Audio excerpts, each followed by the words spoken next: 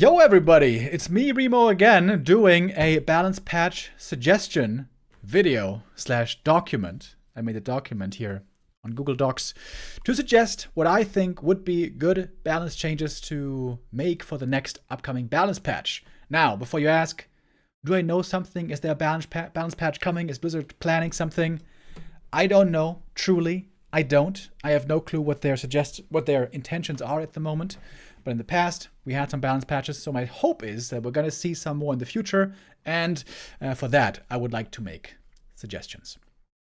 Right now, we are on patch 2.0.1 to timestamp this in the video. March 2025. Today is March 4th, 2025. So, I have a couple of goals with my suggestions for this patch, as I have outlined here. First, and most importantly, I would like to see the game move into a more dynamic state with more resources, more expansions. Especially those two things. More expansions and more resources, I think, makes the game better basically every single time. That would be move away from the meta that we see quite a bit in many matchups. Of course, in other matchups, very much, we see lots of expansion play already. Human versus Night Elf, Human versus Undead, we see expos all the time. Undead versus Night Elf as well. But in some others, we don't. I feel like it's a shame that very often we are stuck on one base, stuck on tier 2, and we don't get to see the full beauty of Warcraft 3, of what it can offer. I'm going to illustrate that here shortly with a little blast from the past, looking at a video from old matches, old meta. And then obviously, this is what every balance patch has to do. You want to buff the things that are too weak so they become playable, and you want to nerf the things that are too strong to bring them down to size where they belong with everything else. But honestly, this is very few things are about this for me in the patch, because I feel like not many things are OP. Some things are. Pally rifles, of course. And a couple of smaller ones, other ones. And then quite a few things are very weak, and we see them not being played at all. There are some units, and also quite a few heroes and abilities. Especially hero abilities fall into this. I'm focusing mostly on hero abilities here to make them better with the ones that are weak, to make those abilities more viable, and those heroes hopefully more viable. I'm not trying to make every unplayable unit playable. That would be too much. Also, with the intentions I have for this patch, that would be too many unknown factors. Too much chaos. Too many changes, I would say. I love many changes, but that would be too many. For example, the Necromancer is a very weak unit right now. I have some ideas of how to make him better and more playable, but I didn't include him here because it would be too much. But yeah, this is kind of the easy part of the patch, I would say. Buffing the weak things and nerfing the strong things, but my main concern is this. Now, I've talked with some people in the past, at Raraland, for example, and also privately on Discord, and know that not everyone seems to agree with this. I strongly feel that expansion play makes the game way more interesting. In Undead vs. Human, we've seen it for a long time. In Human Mirror, we see it as well. When there's expo play, when there's tier 3, it gets much more interesting. It's much more dynamic. When both players are just on one base, most of the time, attacking the opponent's base doesn't do anything. Looking for aggression doesn't really do anything. If you attack into his base, you're going to be at a deficit. He's going to have home turf advantage. He's going to have shop advantage and so many things, faster reinforcements. So attacking oftentimes doesn't seem to be worth it. But if there's expansions involved, there's always a way to punish your opponent for weaknesses, to exploit holes in their defense. And of course, the same goes the other way. If you can expand with a very crisp build and beautiful defense, you can punish their attacks if you do it perfectly. So there's a lot of push and pull, a lot of dynamic back and forth in expansion play. Now, I want to illustrate this with one, I think, very clear example. Undead versus Human is the best example that we ever have seen in the meta. Look at Neo and me there. This was 4 years ago. Looking pretty chubby there. Seems like back then my diet wasn't going so well, huh? This is a game from 4 years ago, ESL, Open Cup, Happy versus Hawk. So this is old meta. This is before we started seeing expansion play all the time. And what we saw was Human is going for fast expansion, right? And And then, wait, did he GG already? Yeah, I think the first map was instantly over for some reason.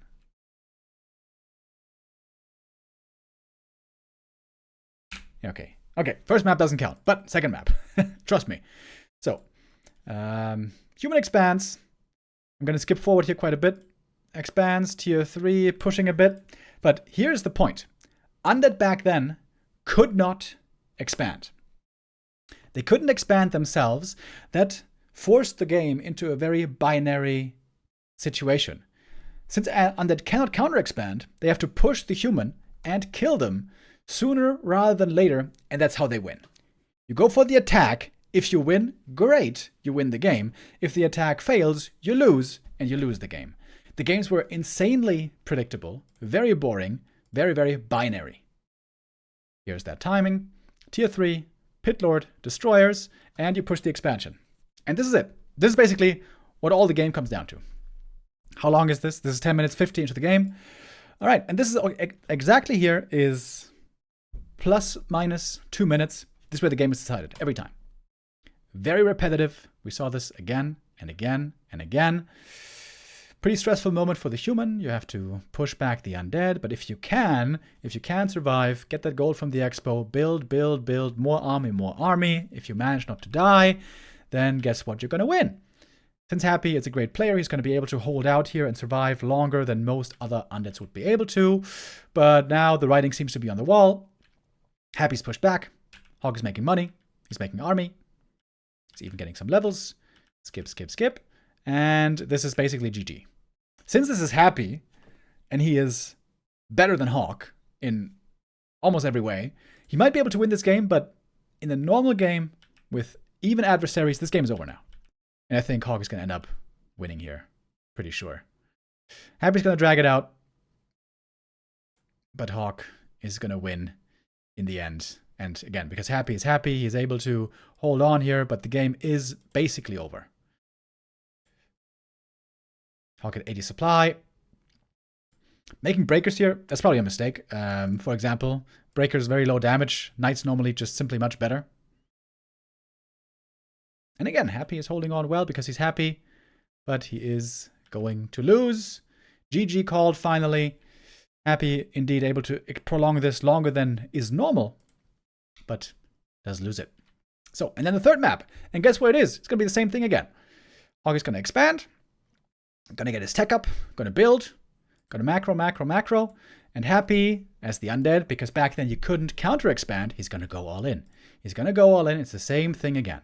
Again and again and again. And we used to see this for years. We used to see this for years and years and years. And games always look the same. Always the same. Always the same. Tier 3, Pit Lord, Rain of Fire push, Destroyers, Fiend, Web, and you either kill the human right here, you kill his expansion, you win, or the human survives and the human wins. In this case, I think Happy ends up winning. So you see, it's basically the same game, but this time things went better for Happy. This time, he is hitting a timing here before Hawk is ready. Hawk has lots of gold, but no time yet to spend the gold. He breaks the expansion, and boom, game is over. So this is how the game used to be. This was the exact formula that Undead vs. Human was on rails. It went like this exactly for like 5-6 years. Every game. It was so boring. And now, this is my point. Things got a lot more interesting at some point. This game is from roughly 1 year ago, early in 2024. This was a big game that you might remember. Bet Boom won Grand Final Happy versus Fortitude. Now, what was different? What was different on this patch? What is different in this kind of a game? Map number 1. Happy plays a DK Ghoul opening. This is different already from in the past where it was Ted Fiends. Happy here is going to play aggressive and is indeed going to try to break the human expansion. Doesn't work. Okay, this looks pretty similar. But then, what are we going to get here? All of a sudden, and here is the big difference. All of a sudden, we get a Lich first, fast expansion. Oh, Happy is not going all in anymore. He doesn't have to win or lose the game at exactly 11 minutes. Every time, every single game, like it is set in stone. No, there's options. There's options in a strategy game. You can go for a counter expansion, both get up to 2 bases, and all of a sudden, we get options, and we get decisions, and we get back and forth improvisation tactical play, nuance isn't that cool. Isn't that nice for a strategy game? In this game specifically, both get the expo up pretty easily. Of course, back then a different meta. Back then MK, less good in the early game, better in the late game. Nowadays, of course, it's more about Archmage. But we still have a similar meta, where both can expand. And then, once we get to tier 3, remember my point, I want to see more expansions, I want to see more tier 3. We're going to have to skip ahead a little bit here. And once we get to tier 3, things are going to be crazy. We get 3 heroes on both sides. We're going to get big armies. It's going to be going up in supply, 70, 80 supply. With all those resources also from both your bases, you can afford to go for tech. Also, since you have 2 bases secure with towers and shop perhaps, you have some time to go for tech. The big problem with 1 base play is everything, timing-wise, is so crisp because you always have to be as strong as you can, basically, to push back the opponent, fight for creeps, and so on. Once we get to 2 bases on each side, there's a lot more leniency to gather resources, spend resources, and take your time. Games are, of course, also naturally longer. And here we have Night Fiends. We saw that before, right? That's pretty standard. Happy even here ends up losing the DK, going for the Tavern res. But all of a sudden, the game slows down a bit. Both have had some creeps. Both have had some level ups. Both have their expansions. And there's no urgent need to finish the game right now, right now, right now, right now. There's no need. There's time. There's time. There's room. There is space to innovate and to strategize. And if I remember right, this game is going to go pretty long. And they're fighting on the map. They are forcing some TPs. They're getting some kills. Happy seems to be pretty far down in supply. I thought this was coming sooner. And what is this? What is this? Happy is going Necromancers. That's right. He's going for an improvised strategy that we basically never see because Happy has the time to try to include them. Now, in this case, unfortunately, Necromancers are pretty shit. That's not Happy's fault. That's the Necromancer's fault. And maybe Blizzard's fault. But the point here is, since we're on 2 bases each, there's room for both players to play a game that's not on rails. Play a game that's not 100% predictable. Play surprising strategies, innovate in their own right, and make smart adjustments to the opponent. And there is variance the right word? More variance in the game? Not really. There are more factors to consider. It's not as straightforward and simple as a 1 base versus 1 base game or a 1 base versus 2 base game. And here, the beautiful flower of strategic adjustment can be attempted. And when you have 2 base versus 2 base play, it might be that we see Necros. It might be that we see Mortar teams. It might be that we see Triple Hero, Griffin, all that stuff. All the options, all the strats are a possibility when you have expansions. When you don't have expansions, it shrinks down the diversity of play immensely. That is my big point. I'm sorry I took so long to explain this, but I think it's really important. This is my major focus for this entire patch. More expansion play and more tier 3 play. Of course, this cannot just work for Undead and Human. It has to work for everyone. And that is going to be a little bit difficult to realize, but I think my suggestions here will help in making that happen. We all know that especially Human and Undead are very good at fast expanding already. After that, Night Elf is kind of okay at fast expo, not amazing. And especially Orc have very tough time with it. So if we want to make fast expo more viable and more approachable, which I think is the best thing we can do for all of Warcraft 3 and the meta, then some adjustments would be necessary. And this is the biggest 2 changes that I think would lead into that direction. The biggest reason why fast expansion can be not viable and can be destroyed as an opening strategy is because the opponent can go aggressively all in against you on tier 2, right? Let's take Human as an example, because Human is a good benchmark to go by. Human can expand basically every single time, at least against Night Elf and Undead, they certainly can. Against Orc, though, it's hard. Why is it hard against Orc? Because Orc gets very, very strong on tier 2. You get a TC or maybe even a Fire Lord if you want to be really aggressive. You go double Bestiary, you go Mass Raiders, and you punish the human for investing into economy early game. Then they have low tempo in the mid game, and then you punish them with tier 2 aggression, especially with second hero and tier 2 units. So, the most important change out of all of these patch notes, I think, is to increase the tech duration for tier 2. Right now, the tech takes 140 seconds to finish. I think this should be increased by 25 seconds, to 165. This means the fast expanding player will have 25 more seconds, which is valuable time, to secure the expo, to get into a better spot against possible aggression that is coming his way. Secondly, I think the tier 3 tech should be reduced in time by 20 seconds.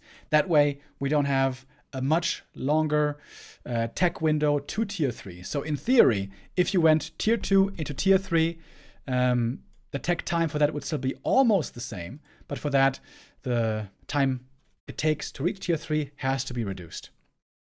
Now, I understand that this doesn't make 100% sense thematically, right? Because if you want to go from Stone Age tech to Middle Age tech, it seems like that should be an easier step than going from Middle Age tech to High Age tech, tier 3. So it seems weird that the first step takes longer than the second. But for balance reasons and for enjoyment meta reasons, I enjoy what you're doing here. I think this would be way, way better. Thank you, General Walrus, with the resub.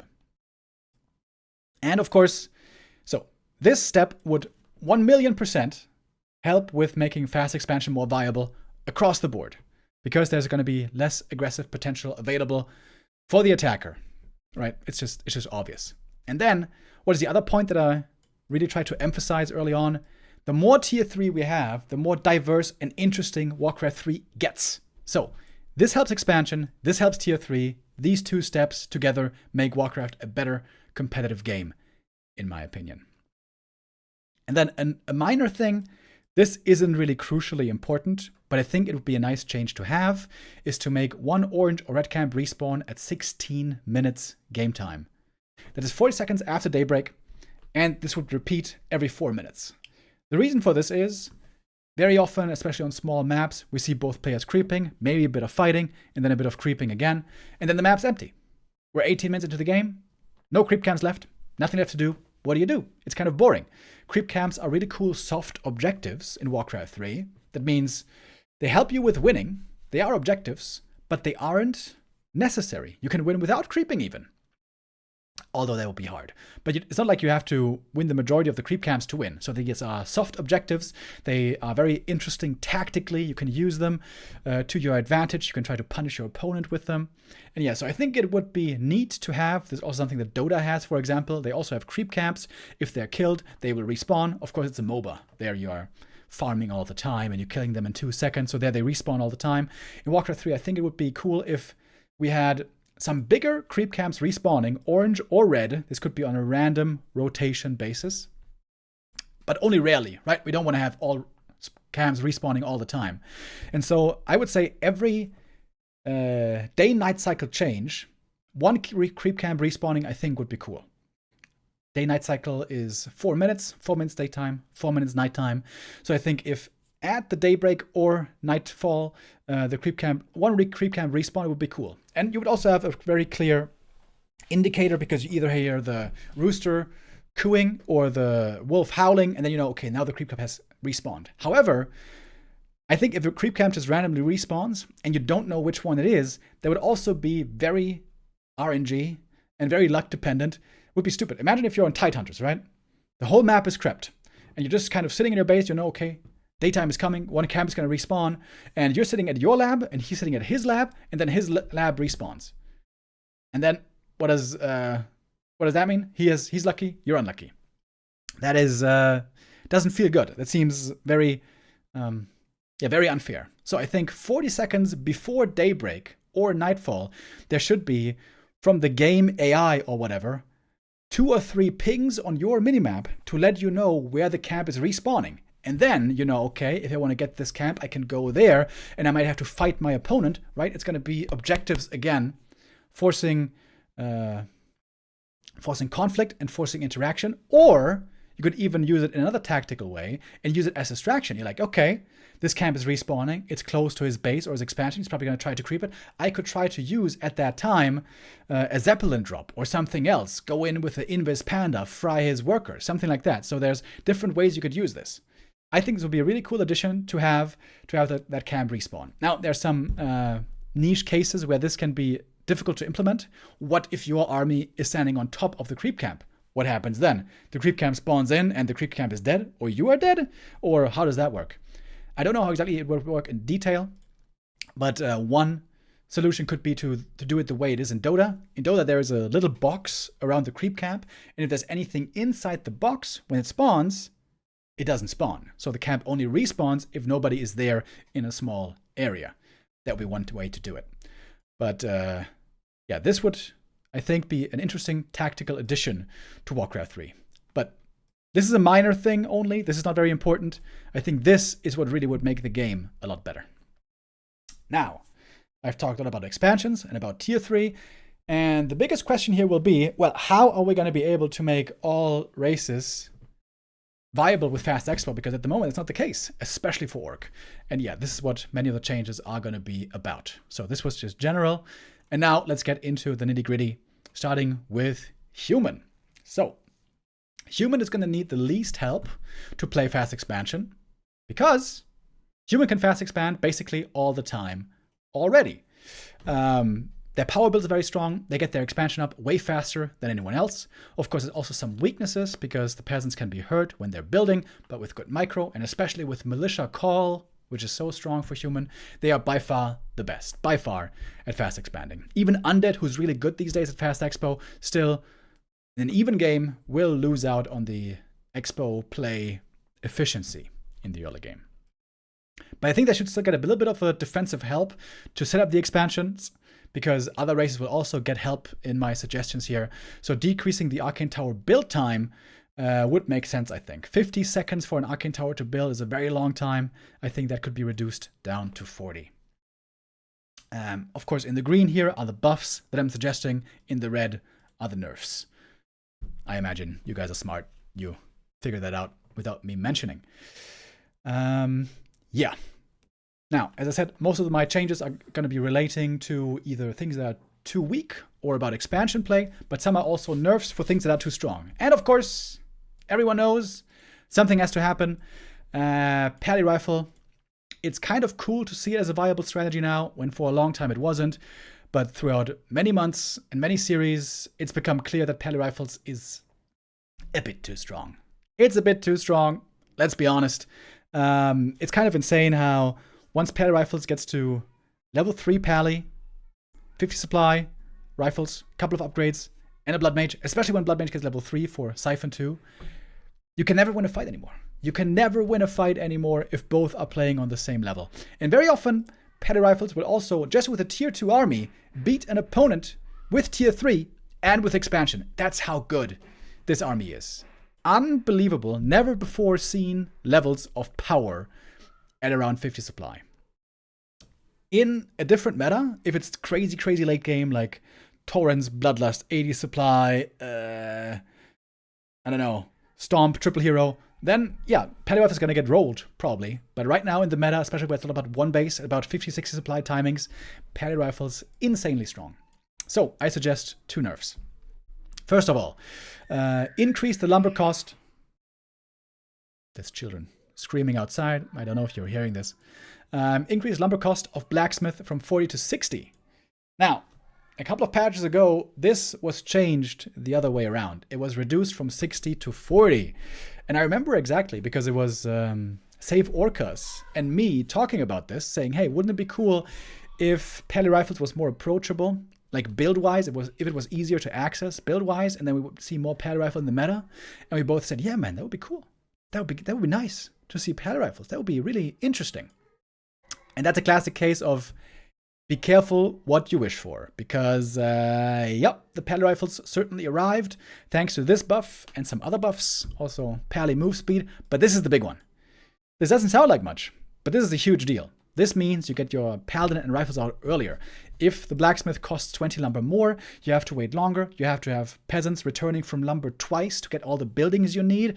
You need double farm, blacksmith, altar, and barracks, of course, to get the paladin rifle started. And it has become too easy.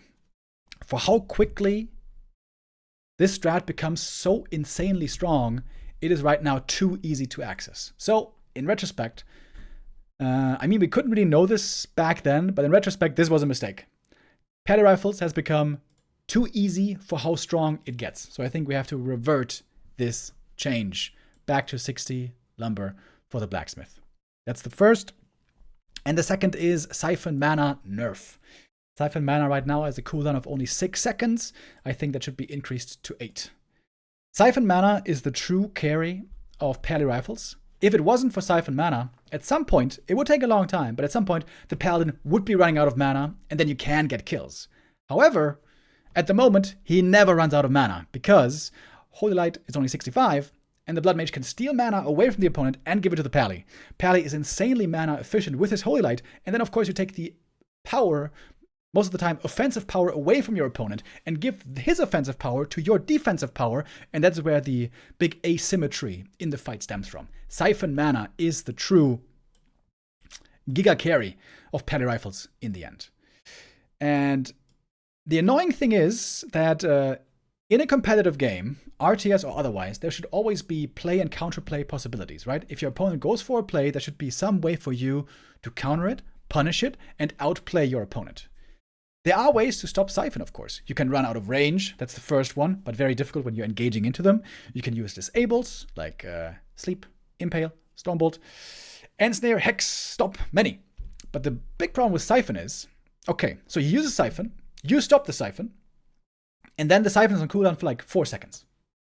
So for your ability and execution in skill to disrupt his play, to punish his play, especially if you use it in a bad way, there's almost no result. There's almost no benefit for you for punishing the play. Because the cooldown is so low, if you disrupt it, it doesn't matter much because you can start it again basically right away. That's why I think the cooldown should be increased so that if Siphon gets interrupted by the opponent, then there is a longer window where the Blood Mage can be punished for his Siphon being on cooldown.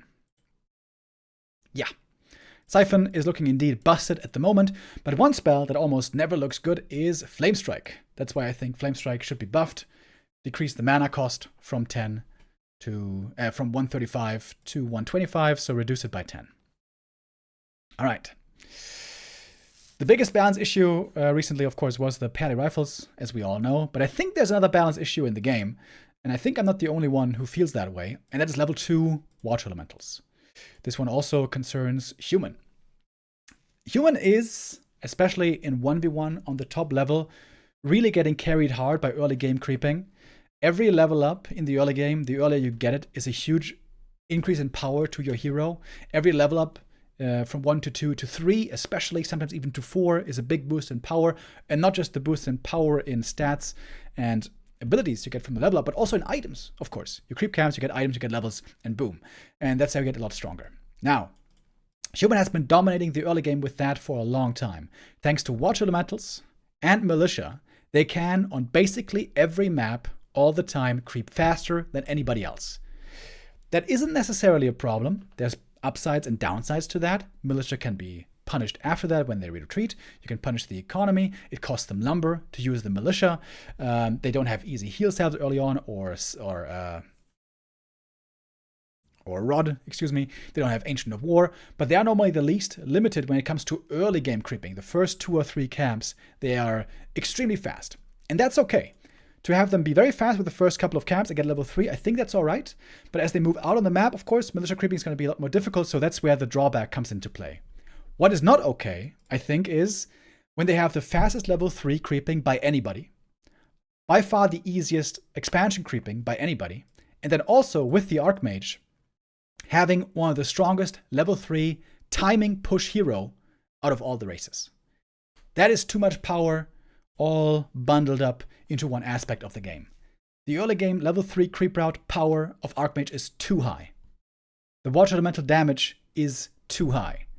Right now, water elemental damage is 33 to 41. I think this should be reduced to 31 to 39. So that's roughly a 5% damage decrease, a little bit more on the water elementals. Of course, AM and footies and militia will still be as strong as ever, but I think water elementals just simply do too much damage.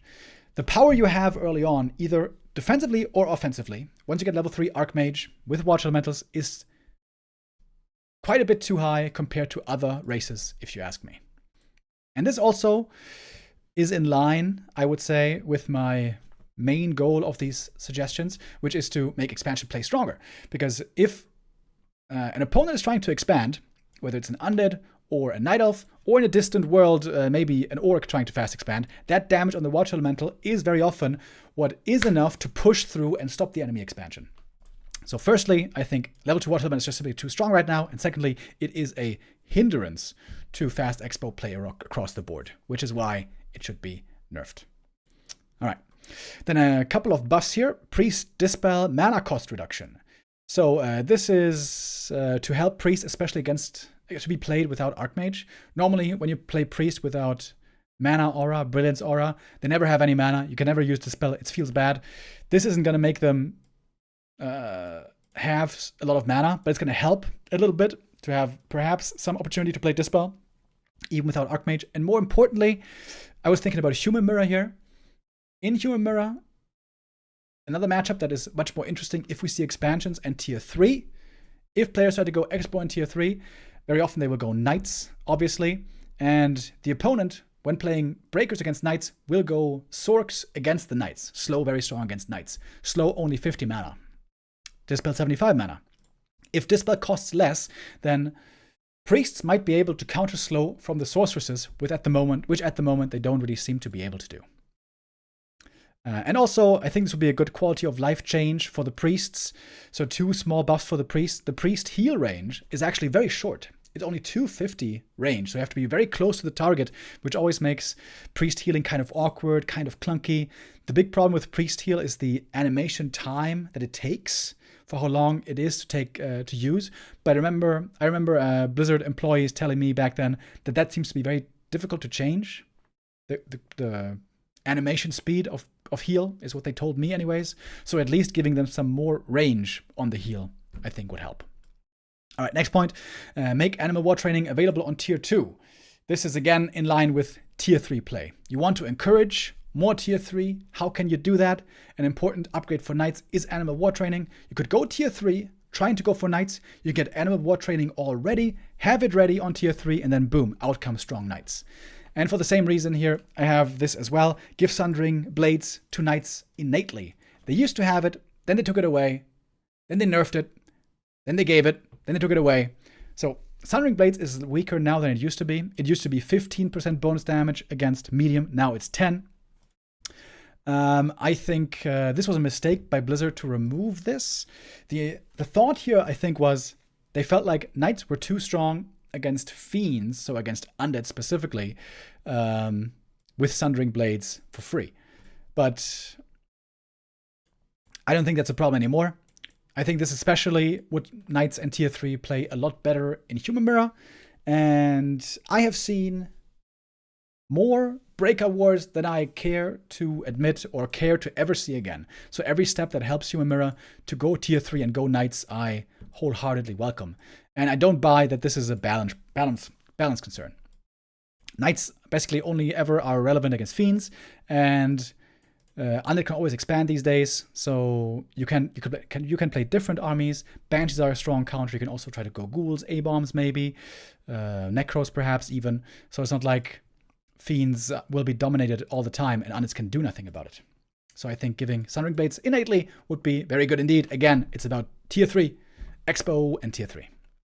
And in line with that, increase Orb of Fire damage from +5 to +8. Orb of Fire has also gone through a lot of different versions. It used to be +5, then it gave healing reduction. Of course, it still does. It used to be +10 for a while. That seemed a bit OP. Then it went from +10 to +7, and +7 was okay. And then Blizzard said, you know what, +7 is too much. We're going to go down to +5 again. And now nobody plays it again. Why, Blizzard? Why? At +7, nobody played it already. The thing about the Orb of Fire effect is it can be really good in certain matchups, especially against Undead, against Coil. The healing reaction is great, but in many other matchups, it doesn't really do anything. You're kind of on A-click, you don't target properly. Against Holy Light or Rejuve, it doesn't really seem to matter most of the time. But you know what always helps? What always helps is more damage. So please increase damage from +5 to +8 would make it probably a pretty good orb to buy. Of course, also cheaper than the other orbs, which I think is fair because the effect is a lot more niche and mostly worse than the other orbs. And of course, again, it will encourage more tier 3 play, which I will keep bringing up all the time. Oh wait, this should be red actually. This is a nerf. Make it so that control magic destroys wards, heal wards, status traps, sentry wards instead of stealing them. So this is me looking ahead into the future. Right now, this doesn't matter at all. Nobody plays witch doctors against human. This basically is never any concern.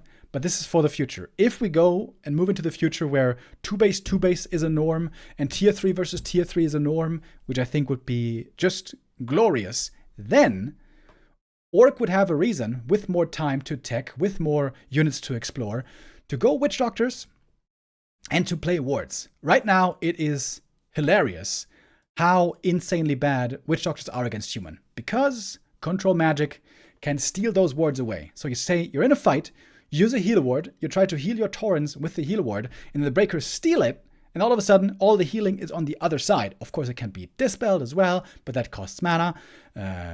Orc doesn't have much dispel to begin with, so it is just crazy. However, making control magic not be able to target wards, I think would also be wrong, because they're supposed to be a dispeller if they can't dispel that, but everything else can dispel wards, right? Destroyers can dispel wards, Dryads can dispel wards, everything can dispel wards. So if they couldn't dispel wards, it would be weird. They are supposed to be dispellers after all.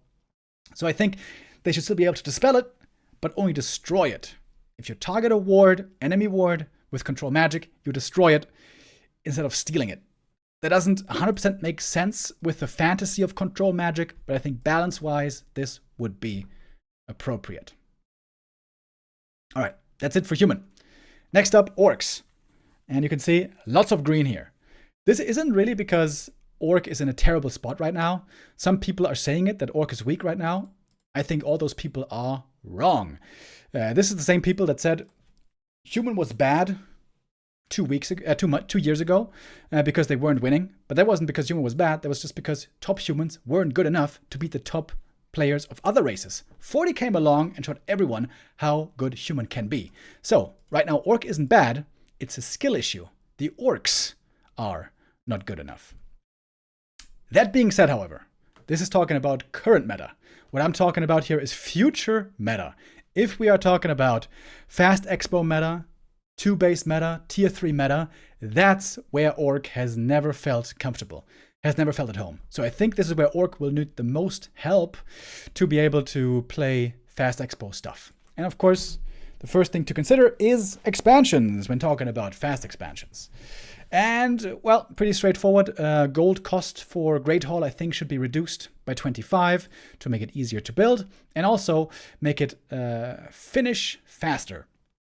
This is a pretty big buff here. Less gold and 15 seconds off the construction time. The problem for Orc is still, you place the expansion, you can't build it proxy. There's no narrow tower protecting it. There's no power build protecting the expansion, building it fast. So Orc expansion might still be the easiest to cancel, but Orc can, with good movement, especially on tier 2, with raiders and such, control the map and get the expo up. And maybe even if Orc can't fast expand, they should certainly be able to tier 2 counter expand, but maybe even fast expansion is a possibility with this. The Orc players would have to experiment and find out if fast expo is going to be viable or not. But this certainly would help. All right, next point. I think Chain Lightning should be buffed in the damage. Level 1 stays the same with 85, but plus 15 damage on level 2 and plus 10 damage on level 3. So, in my opinion, the biggest problem for Orc right now when expansion is involved is it's not, okay. It is firstly also that the Great Hall is hard to build. It takes a long time. But I think the bigger issue is Orc is so reliant on tier 2. Your tier 2 units are a huge upgrade. Your second hero is a huge upgrade. So the meta right now is either Farseer into TC or Blade into Shadow. And both those heroes are a crucial part of your game. And you want to level them as quickly as you can. And that's a problem. If you go fast expansion, Expo before tech, you delay everything on tier 2. And this seems to be very, very problematic for Orc. So why is it hard for Orc? And why is it not so hard for other races? And I think the answer is the power and the self-reliance of the first hero. What do I mean by that? Human can fast expand because they can be stable and fairly strong with only an Archmage and Footies for a long time. Undead can fast expand, the same, because they can be stable and strong with DK and Ghouls, or Lich and Ghouls, or Cryptid and Ghouls for a long time. For Night Elf, it's a little bit harder, but they can proxy expand, so they have some safety there, and they can also have really good early tempo heroes, like a Keeper, or good late game heroes, Demon Hunter. Again, hero and tier 1 units can keep you fairly strong for a long time. For Orc, it looks different, right? If you consider an Orc mid-game army, let's say you're playing Farseer first, and Grunts, or Headhunters, you just have, like, 8 minutes into the game, you're Farseer level 3 or 4, but just Grunts and Headhunters. That doesn't have the same power, it seems like, as many of the other races. And I think the problem is the Farseer. Farseer, great on level 1, great in the early game, but he doesn't have enough power to convert into the late game to warrant him to take up so much experience and focus of the Orc play. I think the Farseer needs to be stronger in the late game to be able to compete with the other races. Blade Master, of course, is a late game machine, but he's very bad in the early game, so this is also a question where the Blade Master would land in the end. But if the Farseer had more damage, his Chain Lightning would be actually pretty scary. So level 3 Chain Lightning is pretty good already, so level 5 Farseer, but you never want to rely on level 5 heroes because they are uncertain to reach. But if you go Fast Expo into... If you go first hero, Fast Expo, then normally you always get level 3 or level 5. Level 3 or level 4, excuse me, guaranteed. So, giving him a little of a boost on level 3 Chain Lightning is still nice because he's still level 5 Farseer, not on the same level as level 5 Archmage or level 5 Lich or level 5 DK. This, I'm not sure if it's going to get him to the same level. Probably not, but it's going to get him closer. But more importantly, I think, is the buff on level 2 Chain Lightning. Level 3 or level 4 Farseer, whenever you skill it, the level 2 Chain Lightning isn't a big increase. It's kind of nice to have. It's a nice little bit of zap burst damage, but it's not really much. This buff of 15 damage, I think, would help a lot to make the Farseer more potent, more scary in the mid-game. So after a strong early game, he can have a good mid-game to go and transition into the late game, where he might still be the weakest of the first heroes, but at least that power curve is evened out a bit. Another Farseer buff here, I think Feral Spirit mana cost should be reduced from 85 to 80. As you guys may remember, Farseer Wolves, aka Feral Spirits, used to cost 75 mana, and then Blizzard saw, wait a minute, Farseer and Headhunters are pretty good, let's nerf the Farseer. And back then I was already saying, wait, Farseer Headhunters is good, right? It seems quite very strong. But Farseer Grunts isn't a problem. Farseer Raiders isn't a problem. Why aren't we nerfing only Headhunters and leave the Farseer alone? But that seemed to be ignored, and Farseer was nerfed, and that was a mistake. Because Farseer certainly wasn't the problem. And nowadays, surprisingly, even Headhunters don't seem to be the problem. Of course, with Wolves costing less, you will, in theory, have more mana to use Chain Lightning, so this is a double small buff for the Farseer that would help him a lot, I think, to make him a viable first hero for the fast expansion meta. More viable even than before. Because right now, what do we see in the meta? Farseer is still played a lot against human. In fact, he's basically only played against human, and there he's good, but it's not like he's dominating. Against Undead, unplayable. Against Night Elf, always has been unplayable. And against Orc, also for the most part unplayable. Now, there was a little bit of exception to that. Last week, we had Focus versus Lin in the grand final of the DWCC Korean qualifier. There, Focus played some Farseer, but that was like the first time in months that anybody has been playing Farseer. Right now, Farseer is fairly weak, so a couple of small buffs here should help him out. And speaking of weak, Farsight is what I'm mentioning here. Farsight is the worst ability in the entire game. Nobody ever goes Farsight unless you want to troll and BM your opponent. So I've had some ideas about Farsight, and I gotta be honest, I feel like all of my Farsight buff ideas have not been amazing. I think this one is an okay idea, but I don't think it's great. But it would make it better. It would make it a lot better, which it would need to be, because Farsight is garbage. So my suggestion is, give Farsight the additional effect of dispelling the target area. Right? You can click either on the map, on the minimap, or just on the ground, and then dispel the target area for 350 damage. AoE should be the same as disenchant, probably. Maybe a bit bigger, maybe a bit smaller. That's up for debate. So that's a lot of damage against summons, and grant the Farseer 4, 8, 12 bonus intelligence for 12 seconds. So you get a dispel that sometimes you need, and you get some int, which is always nice to have. So this is a nice little package for the Farseer. It could bail you out to give you dispel if you really need it, and also int is just always good for intelligence hero. For 12 seconds, by the way, because the cooldown on Farsight is 30 seconds. So there's some question that you need to answer for yourself. When do you use it? You don't just want to spam it all the time, so there needs to be some downtime for it as well.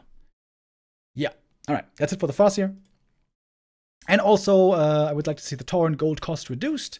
Taurens, despite many buffs over the years, are still never played because they are still pretty bad. They're still pretty bad, amazingly, still after all these years. The next thing, make Lightning Shield grant 1.5 armor to the unit that it is applied to. So the idea here, of course, also the fantasy for Orc is you run in with Speed Scroll, ideally with Bloodlust, right? This is the ultimate Orc fantasy. Rah, rah, rah. You run in, stomp, Lightning Shield, bam, you slay your opponents. You are strong, you are the Horde. Except we never see it. Lightning Shield only ever gets played sometimes against human, but when it's played, then it mostly gets dispelled, and it doesn't look good. And you damage your own units as well. It's kind of weird. But if you would have, say, for example, you run in with a TC with Lightning Shield on top, he's going to be a bit more sturdy, or grunts being sent in, perhaps with nice micro moves to flank from the side, but then they're exposed. They get a little bit more armor. We don't want to get crazy here. We don't want to go Devotion Aura +4, +6. Don't want to get crazy, but a little bit of bonus armor, I think, would help quite a bit. And the next thing that is completely useless and garbage tier is Burning Oil. Demolishers are pretty bad units already, but demos being bad is fine. We've learned from other races, Meatwagon without Disease Cloud, garbage. Glaive Throwers without Warble Blades, garbage. Mortar Teams are actually not garbage without Frag Shards, but way worse. But with tier 3, they should get good. They should get good. And Burning Oil is so terrible that it needs to get buffed heavily. So I line it out here. Full damage from 12 to 15, medium damage from 3 to 5, and duration from 2.5 to 4. So that's a couple of chunky buffs that hopefully would make this not giga trash anymore. Will it be good after that? I don't know. Maybe it's still going to be kind of weak, but this would help. Next point, decrease troll regeneration cost from 100 to 75, and increase HP regen from 1.0 to 1.2. This is intended to make Headhunters more playable again, obviously. Headhunters, same as the Farseer, only played against human right now, and there they are okay, but they are not amazing. Headhunters right now unplayable against Undead, as always unplayable against Night Elf, and also pretty much unplayable in Orc Mirror. So a slight buff to Headhunter usability. Now, we don't want to go too crazy on the Headhunters, because many of you will remember 3 years ago or so, when tier 3 triple hero Berserkers, 3 attack upgrades Kodos, Headhunters used to own everything. Interesting how times have changed, but back then it was scary. When Orc got to that point, all of a sudden, Headhunters come smashing in, and then it gets very scary for everything that gets targeted. So we don't want to boost their attack speed, or their damage, or even decrease their gold cost. But we can make them a little bit more playable in the mid-game. Maybe if Troll Regen is a little bit cheaper and just a little bit better, then you can maybe save some heal salves, maybe with some nice micro moves, you can pull them back, heal them up, take your time, look for your options, look for your windows. And this is a careful buff that I think should move the Headhunters more into a playable state again. Third, Orb of Lightning. This is another bad orb. The Purge can be very good in rare scenarios, but not for the dispel damage, but rather for the lockdown. But it's very expensive. 375 gold is, I think, too much for the Orb of Lightning. Also, when we want to make tier 3 accessible and tier 3 upgrades worthwhile, decreasing the gold cost here, I think, makes sense. Also, I think it's nice to have almost every orb on the same gold level. Orb of Venom is 325. I think Orb of Lightning should also be 325. I think Orb of Corruption should also be 325. Orb of Fire should be cheaper because the effect is a lot more rarely useful. And also increase Orb of Lightning Purge Dispel damage. This is always so not frustrating, but depressing to see. You get an Orb of Lightning on the Blade Master, right? You think, oh, now I have a counter to your Water Elementals. Haha, now I got it. And you hit the Water Elemental, you don't purge. You hit, you don't purge. You hit, you don't purge. You hit, no purge. 5th hit, oh, there's a purge, nice. Now the Water Elemental is dead, right? No. It only took 150 damage, so now the Water Elemental is half HP. Great, so you have to purge 2 more times to kill it. That's ridiculous. For a purge proc that is 30% chance, that purge only having 150 HP is ridiculous. This is super bad. This can be doubled easily. Most of the time on tier 3, of course, summons aren't a big problem anyways, so this might not even be too useful, but at least if you need orb to counter summons, at least make it counter summons. That is literally the effect. So please, buff. And the next point, small buff to the Shadowhunter. Shadowhunter, despite being an agility hero, only has an agi gain at the moment of 1.5. I would like to see that increase to 2 agi gain per level, of course. So, Shadowhunter is a pretty strong hero already, but what we have learned over the years is that stats and move speed are the prime indicators of what makes a good first hero. Shadowhunter has fast move speed already, so that's good. But he doesn't have the best stats, especially the right click from the Shadowhunter is pretty weak. If he had a bit more agility gain, if he could get a few more agi points as he levels up, this might make him a better first hero. Not sure if it's going to make him viable in many matchups, but it's going to help him at least a little bit. We've seen, especially from Undead, how cool it is to have a wide array of possible first heroes. For Undead right now, every single hero is playable as a first hero. Well, Dreadlord only, very rarely, on some maps. But for Orc, it's only 2. It's been only 2 heroes playable as first hero for a long time, Farseer or Blade. Are you going to play Farseer? Then you need TC. Are you going to play Blade? Then you need Shadowhunter. But with Shadowhunter buffed, all of a sudden, there might be more options. Shadowhunter into TC could be a possibility. Shadowhunter into Pitlord was kind of a cool strat that never really took off. Could be a possibility. So this might make Shadowhunter first more viable, at least a little bit. And the last point, again, trying to buff something that is never seen and very weak, is Witch Doctors. I would like to see it if Heal Wards gave an innate weak Brilliance Aura of 0.3 mana per second. Now, I know that sounds pretty wild. Healing and mana in the same ability. I would have preferred it if the Heal Wards had a weak Brilliance Aura, so to speak, in their stasis traps. But I remember that Toxie tried to do this and tried to make a custom game with this. But apparently, if if wards go invis, because stasis traps go invis, then when they go invis, their aura disables, apparently.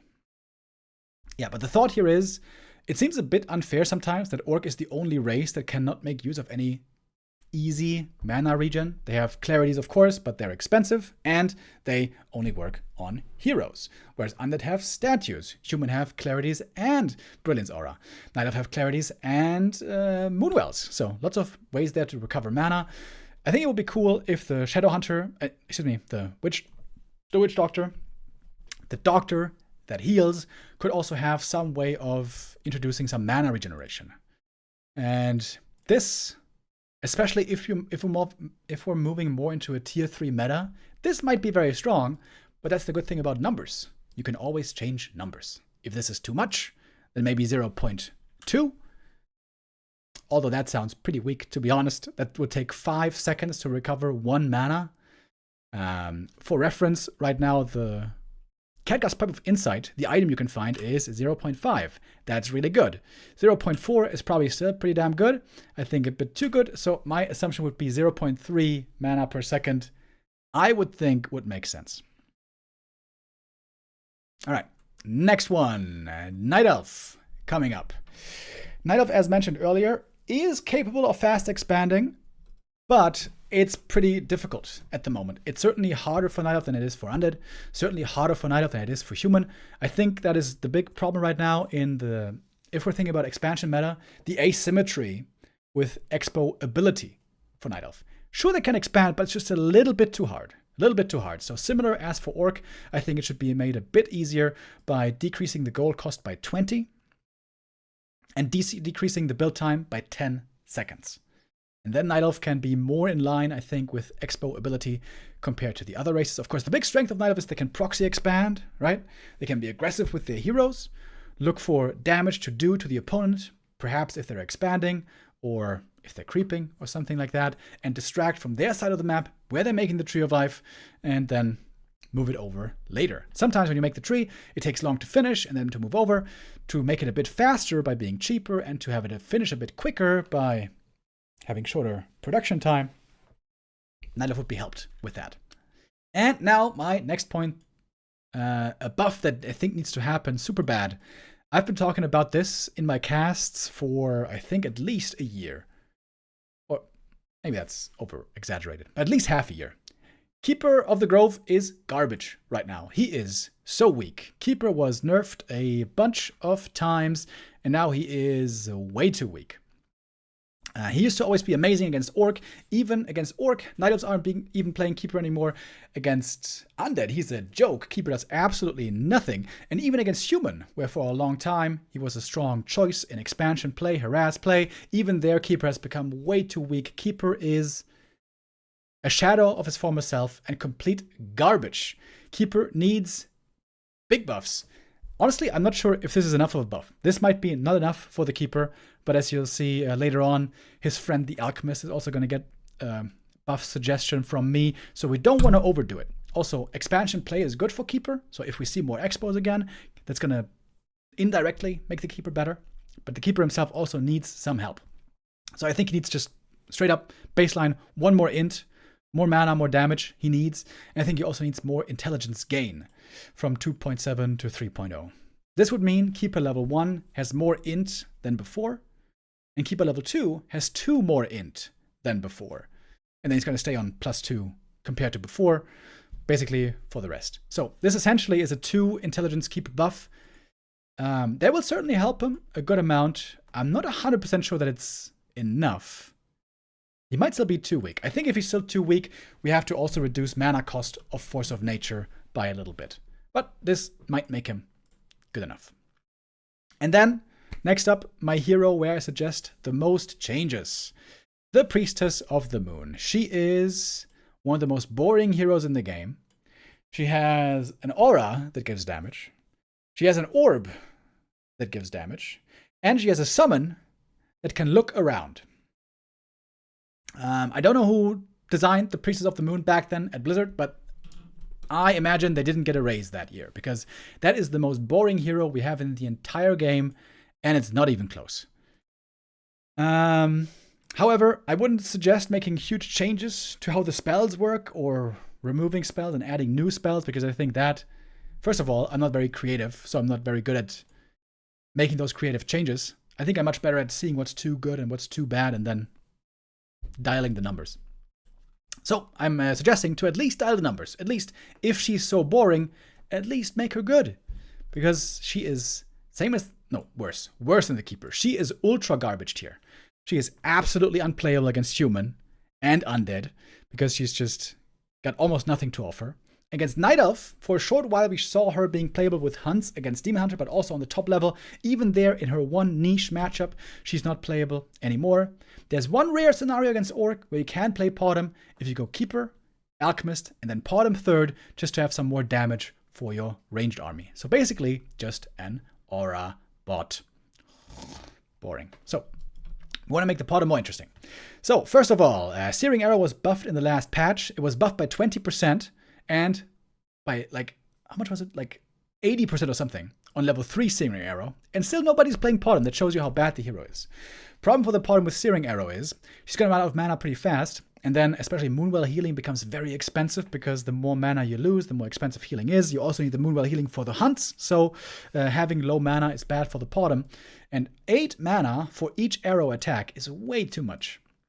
Especially considering that Searing Arrow is probably the worst impact orb that we have in the game. So reduce the mana cost from 8 to 5 to at least make the Podem not so out of mana so fast, and especially important, once the Potom is fully out of mana, when she slowly recovers mana, you can more frequently shoot in arrows again. That's the first change I suggest. Secondly, and I think this will be the coolest one that Blizzard have fully ignored up until now. I've suggested this a bunch of times.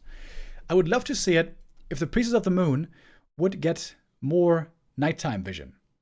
So I think every hero in the game, or almost every hero, has 800 nighttime vision and like 1800 daytime vision.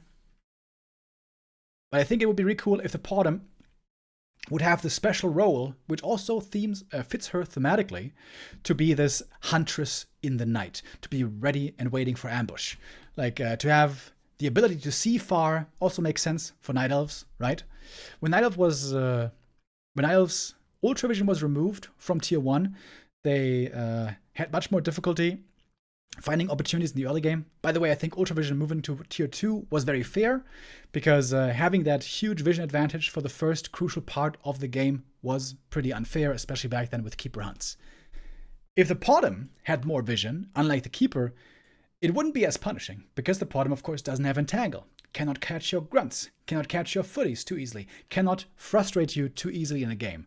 But this is something that, for example, I have seen in Dota. In Dota, there's some heroes, like Luna and Slark and Slardar, I think.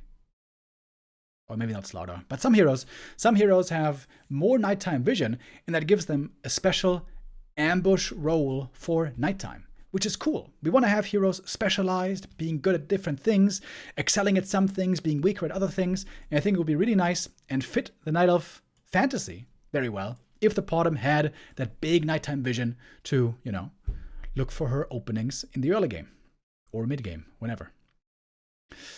Now, the next change, I gotta be honest, I'm not 100% sure if this might not be overshooting.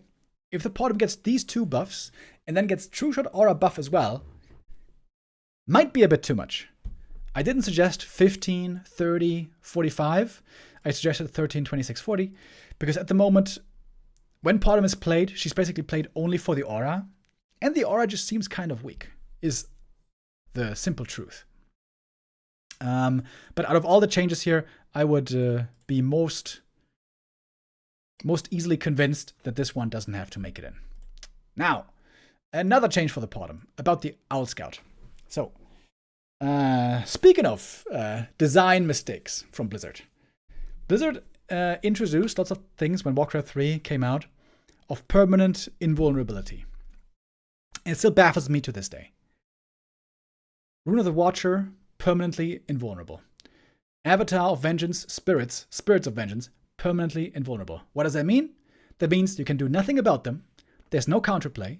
Nothing you can do against it. You're just forced to sit there and take it and tolerate it. And that is bullshit.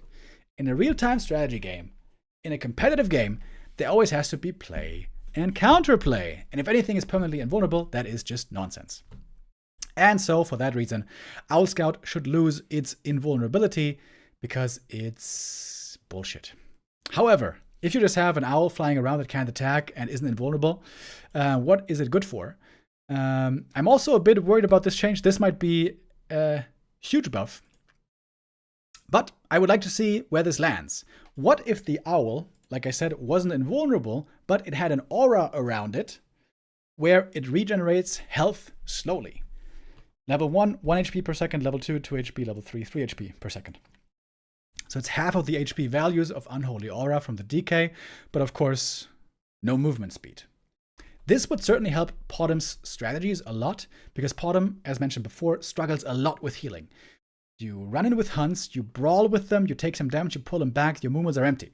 Normally, a big healing source for Night Elf is bears. You want to have bears with rejuve, you can use that, heal up your heroes, heal up your units, whatever, and then you can keep fighting.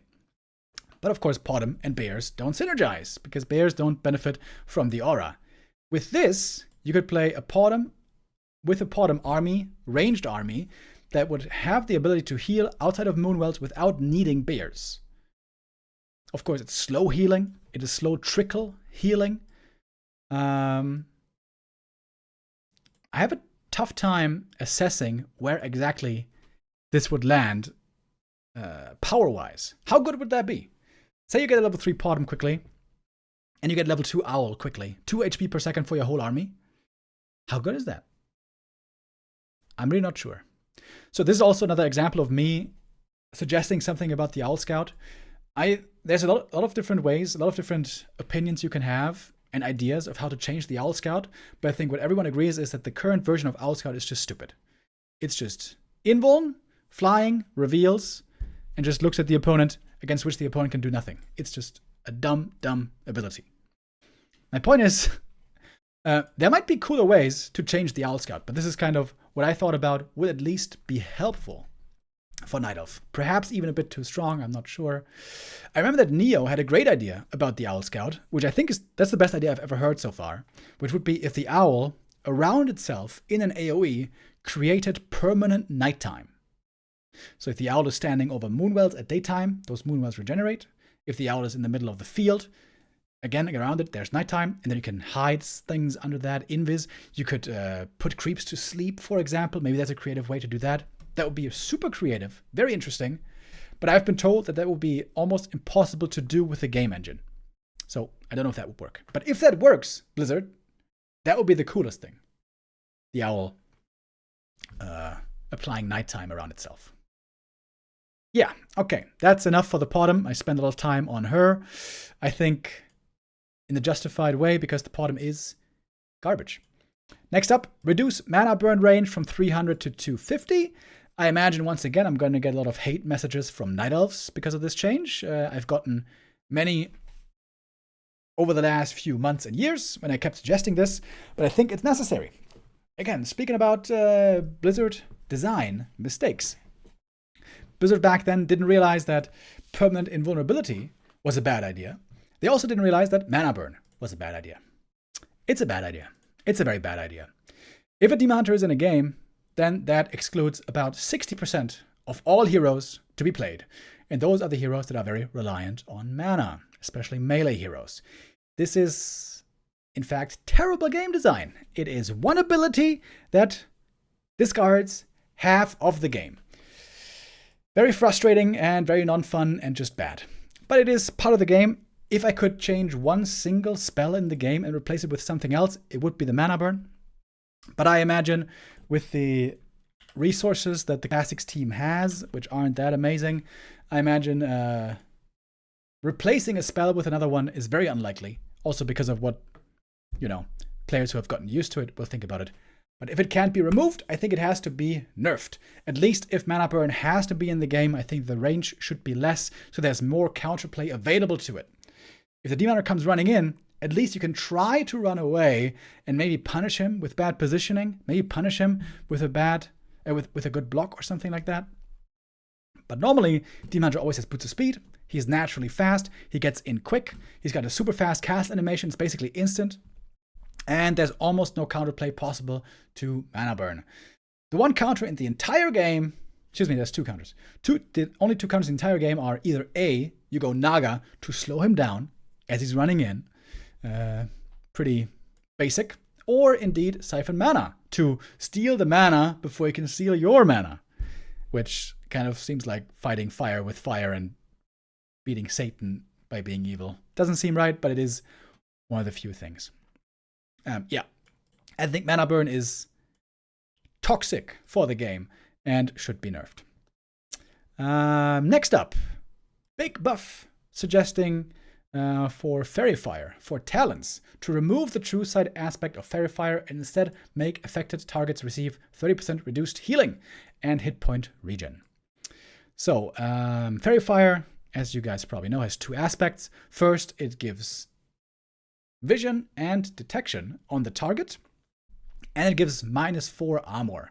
This sounds good, but somehow it never seems to be good because we never see fairies. Especially the vision aspect, another one of Blizzard's design mistakes, in my opinion. Having permanent vision on an opponent for like 60 seconds or however long it takes, it's kind of bullshit. In a strategy game, information should be premium and should be hard to come by. And especially for Orc with like rare dispel, it seems very hard to manage sometimes. And it's just dumb. Also, you want to use abilities to help you in a fight, but when you're in a fight, all of a sudden that vision does nothing for you. So I think having vision and true sight from Fairy Fire is just boring and stupid and not fun at the same time. So that's the triple wombo.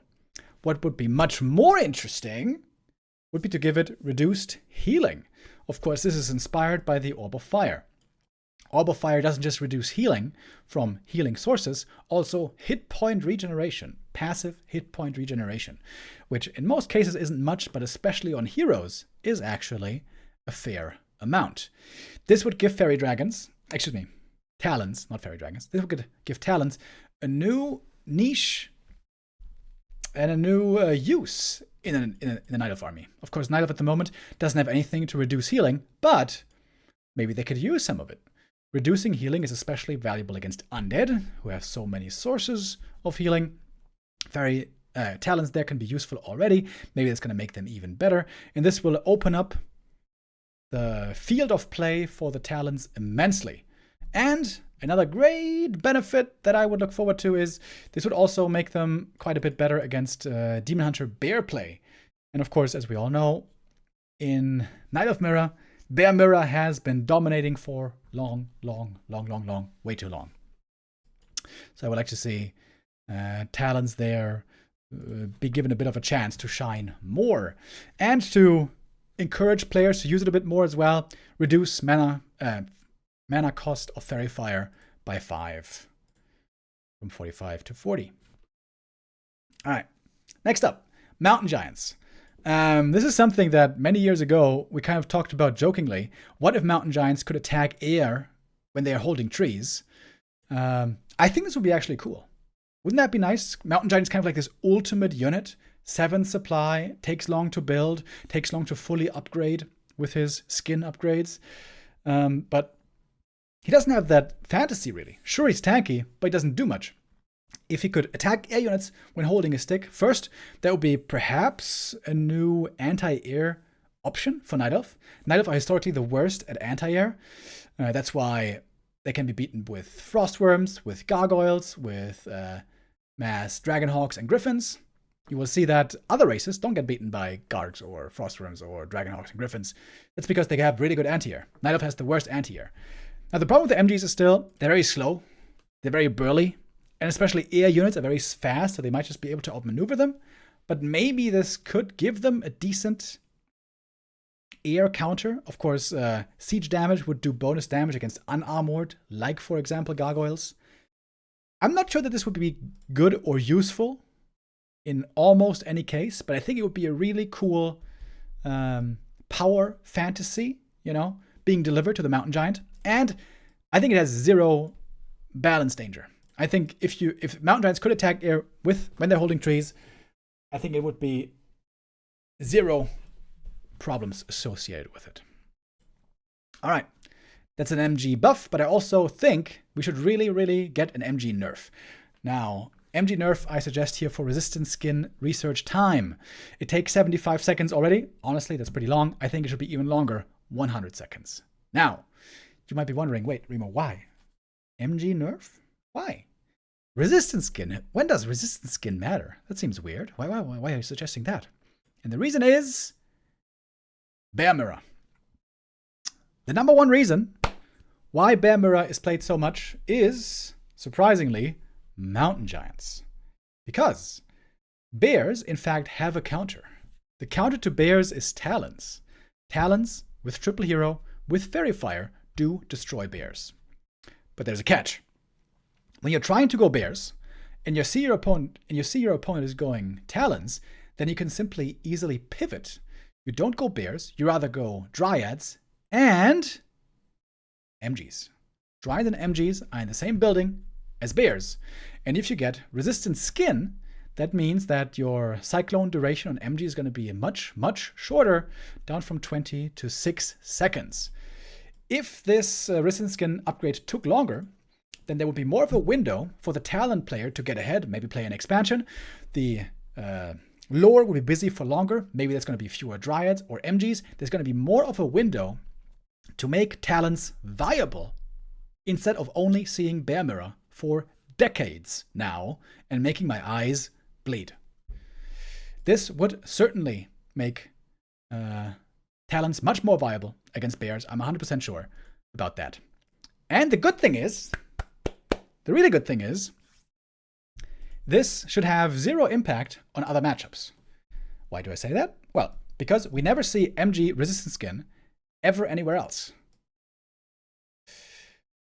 And if we ever did, it would be in 2-base versus 2-base. And what did we learn earlier in 2-base versus 2-base? In 2-base versus 2-base, you have time. Lots and lots of time. While in 1-base versus 1-base, 25 seconds is a big deal. That's important for timings. In 2-base versus 2-base, a 25-second difference isn't that much. And then maybe you could still incorporate them. I mean, in a very rare game against Undead using Banshee against Possessions, you would need this, for example. But if the Undead is going Banshees with Possession, you should certainly have the time to get that as well. In theory, it could also be, useful against Human with Slow, but Human have Knights, so that doesn't sound too good for the MGs. Yeah, but this is mainly to finally make something else viable than just goddamn Bear Mirror all the time. Yes. All right, next point. Hippogriffs. Nobody's playing Hippogriffs. They can be good anti-air. We see them basically only against Zeppelins. They have good damage, but of course they get kited. Hippogriffs are just kind of bad. I think making Hippogriffs cheaper makes sense. That's a 10% gold reduction. That's pretty big, actually. And the good thing about this is doesn't just make Hippogriffs more playable, it also makes Hippo Riders more playable, which are also completely unplayable at the moment. And then, I talked about this briefly earlier, I think the invulnerability from Spirits of Vengeance should be removed. Spirit of Vengeance are the little summons from the Avatar of Vengeance that the Warden has on level 6. This is the same as my previous point.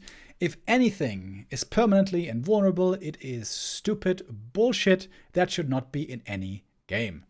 So, for that reason, I think invulnerability should be removed, so you can deal with them at least, even if they're pesky. But of course, since they're little summons, and they're from an ultimate, they shouldn't give much experience when you kill them, or be easy to kill, so they should still be magic immune and give only 12 XP. That's the same as the little skeleton. Alright, and Undead for our 4th race. Not the end yet, by the way. This is taking a lot longer, to be honest, than I thought it would. But whatever. Yeah, Undead. After that, we're still going to have neutral heroes and items. So we're not done yet. It's still going to take a while. So, first of all, Undead, pretty good at fast expanding, but not as good as Human. And we have seen the Haunted Goldmine get cancelled a lot of times. So I suggest that the Haunted Goldmine HP should be increased from 950 to 1100. Notice this wouldn't make Undead expansion faster, or cheaper, or more lucrative, but it would be a little bit harder to cancel, which, especially against Human at the moment, is a problem. So this is a small buff to Undead Expo, which of course again points towards the desire of wanting to see more fast Expo play into tier 3 play. Speaking of which, Orb of Corruption, gold cost, I think should be reduced to 325 as well. So it's 375 at the moment, same as Orb of Lightning. I think it would be better if all orbs were 325, except for the Fire Orb, to make it a bit more accessible. Again, here, this is about accessibility of tier 3 and the nudge to push towards tier 3. Reduce Carrion Beetle mana cost from 50 to 45. This is a meaningful buff for the Crypt Lord, but I think one that he needs. Crypt Lord is playable right now in one specific case in the meta, and that's against Pally Rifles. If the Human plays Archmage expansion, already there, the Crypt Lord isn't really playable unless you outplay your opponent in the early game. If you are in an even game with Crypt Lord, in the end, you will lose to Griffins. So, and of course, unplayable against Night Elf, unplayable in Undead Mirror, and unplayable against Orc. So Crypt Lord is 95% unplayable, which I think is why this would be warranted to buff the Beetles. I imagine this is gonna terrify a few players out there, because we do remember the heyday of the Crypt Lord when he was very, very broken and was just dominating. But right now the Crypt Lord is so far away from dominating that I really don't see this making the difference. Also, I would suggest increasing the Spike Carapace damage return from 15, 30, 45 to 25, 50, 75. Spike Carapace might be the second worst ability in the game after Farsight. Nobody skills it. Wait. Okay, that's not true. That's not true. Spike Carapace for the armor is actually quite alright. It's quite alright. I mean, it's a skill point for 4 armor. It doesn't help you offensively at all. But the damage return doesn't matter at all. I think boosting the damage return numbers big would be kind of nice. So it kind of fits the fantasy also of the Crypt Lord. He's got the big spikes on his back, right? He's supposed to be the counter to melee bruisers. And yeah, I think we've never seen a game where Spike Carapace made any kind of a difference. So boosting those numbers, I think, makes sense. Next up, Vamp Aura. Now, all the Undead haters, I imagine, will call this crazy. And I can understand why. These numbers look crazy. But let me put it in perspective. Right now, the numbers of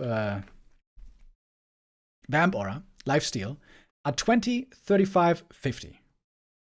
That's very high numbers already. So it would only go up by 5 points on level 2 and 10 points on level 3. And for level 3 Vamp Aura, you would need to be level 7 Dreadlord. Now, these still look kind of like crazy numbers. And it's kind of amazing that we have seen these numbers for a long time, but there was never an Undead strategy with Vamp Aura. Like, it's kind of funny, honestly. Vamp Aura is so good for Orc, with all their melee units. So good for bears, especially. Can even be so good for human with knights. But Undead, the one race that has it, has no use for Vamp Aura, which is kind of weird. No strat ever has been good with Vamp Aura. So I agree, these numbers look crazy. But I feel like these numbers need to be crazy for it to be playable in any way with Undead. Now, there's another phenomenon in RTS games and any kind of a competitive game. Once the community's inspiration has been triggered and their creativity has been challenged, sometimes just a buff encouraging more play will reveal strategies that will turn out to be really strong in the end. This could be one of those. Maybe there is a way to make Dreadlord Vamp Aura work with these numbers, just nobody has tried it yet. And these numbers will put it over the brink. So this is one of the changes where I would be very careful to watch the progression. If these changes were implemented and all of a sudden we see, yeah, guess what? Those crazy numbers are crazy, then we would have to bring them back again. But at the moment, these numbers here, the current version, don't seem to be doing anything. All right, and a second Dreadlord buff, because Dreadlord, of course, is the least playable hero for Undead, almost unplayable in every way. So I would suggest buffing the level 2 Carrion Swarm by a little bit from 125 to 135. How much is that percentage-wise? 7% or so? I don't want to get out the calculator. But yeah, less than 10%, obviously. Level 3 Carrion Swarm, we all know, is amazing, but the problem is Dreadlord is very weak before level 4, to be honest. Once he gets level 5, he gets really good, but it's very hard for him to get there, so I think a little bit of a boost to level 2 Carrion Swarm would help him and make him also more of a viable hero. And next up, make web available on tier 1. This is for one reason and one reason alone, and that is Wyvern. The big reason why Orc versus Undead sees almost no expansion play is because Orc can punish so hard the Undead on tier 2 with Wyvern. Because there's no anti-air, there's no web, there's no Gargs. When the Undead is fast expanding, has a late tech, and then the Orc can punish the Undead super hard, control the map, get ahead, win the game. Undead normally is has no good reason to fast expand against Orc. But if there was web on tier 1, then there would be a counter to Wyvern, of course. And then Expo play would be more possible, Orc would be more incentivized to counter expand, and that would lead again to more expansion play. Whoops. Which is the whole point. Next up, Wand of Negation, cost decrease from 150 to 110. As you guys probably remember, a couple of patches ago, Undead received a Wand of Negation on tier 2 in their shop, so that they have some kind of tier 2 dispel without destroyers. It's an expensive dispel, but at least you have one if you really need one. It turns out that this one seemed to be much too expensive. Basically, nobody ever plays this. Undeads only buy this item if there is a level 3 Archmage in their base pushing in with 3 Water Elementals and 8 Footmen, and you really, really, really, really need that dispel. And you have an expansion to have the gold. So, I think I was the one who suggested the 150 gold price point for Dispel, for Wand of Negation. Seems like I was off. Seems like that is too expensive to have one Dispel cost 75 gold. That seems indeed a bit excessive. So Wand of Negation with 2 charges going down to 110 gold, I think would make more sense. And lastly, a nerf to Destroyers. Base damage reduction by 1.5. Is that 1.5? Did I do the math here right? Yeah, right. Yeah. Reduce base damage from Destroyers by 1.5. Destroyers are extremely good units. Extremely good. But they are the same as other magic immune units in some ways, that if massing pure magic immune units is a good strat, that is not a good game. If mass dryads are dominating, that's not good. If mass destroyers are dominating, that's not good. If mass breakers are dominating, that's not good. Because magic immunity takes fun out of the game. If you can't use your abilities, all of a sudden heroes are only units. I've made this argument many times before. It stinks. It's okay to have magic immune units, I guess, although I kind of disagree with that statement. That is the next thing, and I think the last thing that I'll mention today, where Blizzard, in my book, made a big mistake design-wise, is to have permanently magic immune units. I hate that. I think that's a really dumb design, but we have them now. But if we have them, then at least they need to have weak stats. That's why Dryads, I have no problem with Dryads. Dryads are well-designed magic immune units because they are very frail. They don't have good stats, and that's the way that should be. Destroyers, very good dispel, great maneuverability, great micro ability, great utility. Destroyers, great in so many ways. Amazing damage also when they have mana, but they should have, I think, less damage without mana. This is especially noticeable against Night Elf, I would say. When Night Elf tries to engage the Undead with a Bear Dryad army, the speed at which bears can be killed off by Destroyer and Fiends is probably too high. The Destroyer base damage, in my opinion, too high and should be reduced. Having some Destroyers, 2, maybe 3 for Dispel should be good, but having an army full of Destroyers shouldn't be enough for you to win fights with just mass magic immune units. Yep. That's it for the races. Next up, we got the neutral heroes. 1.5 hours already. Okay, so at 2 hours, I think we should be finished here. So, firstly, I think we should decrease the cooldown on neutral heroes as first heroes. If you guys don't know what I mean, I'm going to explain. When you go for a neutral hero at the tavern as your first hero, of course, there's a cooldown on the hero, because otherwise you could make an altar, go into the middle, and get the hero instantly like that. That would be very broken. So there's a cooldown timer on it. However, the cooldown timer, I think, should be reduced by 5 seconds, like I say here, because all the first heroes from the tavern are simply a bit weak. Are you ever going to go Alchemist over Death Knight? No. Are you ever going to go Tinker over Archmage? No. Are you ever going to go Naga over Demon Hunter? No. Are you ever going to go something over Blade Master? No. At least not at the moment. If heroes were a little bit faster, maybe there would be some more viability. Maybe we could see some more diversity in play and encourage some more first hero play. Some heroes are just too necessary, I would say, especially for Undead. For Undead, it's hard, right? Because you want to have Undead heroes to heal with Undead. But this opens the door for more first hero neutral play possibility. Of course, Night Elf historically have always been the best at neutral first hero utilization, so this would be the best for Night Elf, but also for other races, this might make them finally attractive. And now, again, I'm gonna suggest a bunch of buffs to heroes and abilities that are weak and borderline unplayable, which is why I suggest giving Engineering Upgrade 2, 4, and 6 HP regen per second. So Engineering Upgrade right now, it makes all the Tinker's spells better with every level up that it gets. It also gives them a little bit more movement speed and like a tiny bit more attack damage. Giving it more HP regen would especially make it good for a first hero. First heroes in the early game will very often struggle with healing. Unless you're Orc, then with heal salves it's pretty easy. But for everyone else, this is pretty tough. And HP regen is insanely good. Insanely good in the early game. This might make the Tinker much more viable as a first hero and might also help him. It will help him, obviously, just in general, because you always get the passive. You get one spell and passive. Either Pocket Factory or Rockets. And this would help the Tinker a lot, which you could use, because the Tinker is literally unplayable right now, right? Nobody's playing Talons. Nobody's playing Tinker. Nobody's playing Tinker as Undead against Night Elf anymore. Yeah, Tinker is just ultra garbage, so he needs a big buff. Next up, the Beastmaster. Beastmaster Bear. I would suggest increasing the duration from 70 to 90 seconds.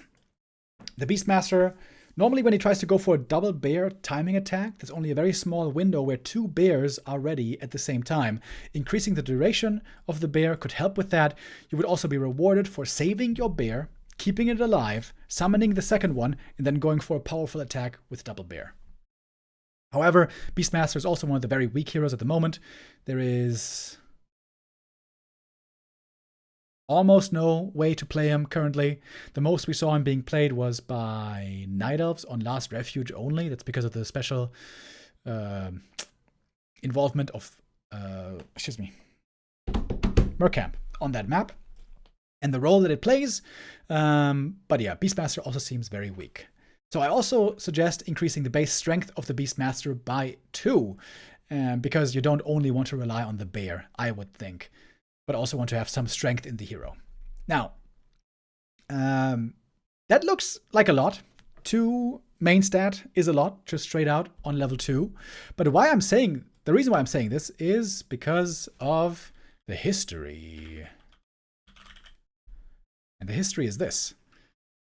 Did you guys know that the Beastmaster was super giga gutted in the early days of Warcraft 3 patching?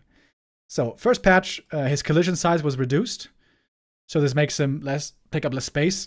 I'm not sure if this is a buff or a nerf, but this doesn't matter so much. But then, on December 16th, Beastmaster's strength reduced from 22 to 25, minus 3 strength, and base armor reduced from 2 to 3. Bro, that's an insane nerf. Minus 3 strength and minus 1 armor. Absolutely bazookaed in the face with the nerf hammer. And more nerfs after that. Bash nerfed, Stampede nerfed, level 3 Quillbeast nerfed, Quillbeast nerfed again, Hawk nerfed. So Beastmaster was basically nerfed 7 times in a row until a couple of years ago. He finally was buffed on the bear again. That was a nice little help for the Beastmaster, but it was not enough. Beastmaster's still bad. So I suggest giving him 2 of that strength back that he lost back in the dark days. And next spell that is unplayable and is never used, Life Drain. It costs 50 mana right now. I suggest reducing it to 30 mana. Also, the damage can be increased.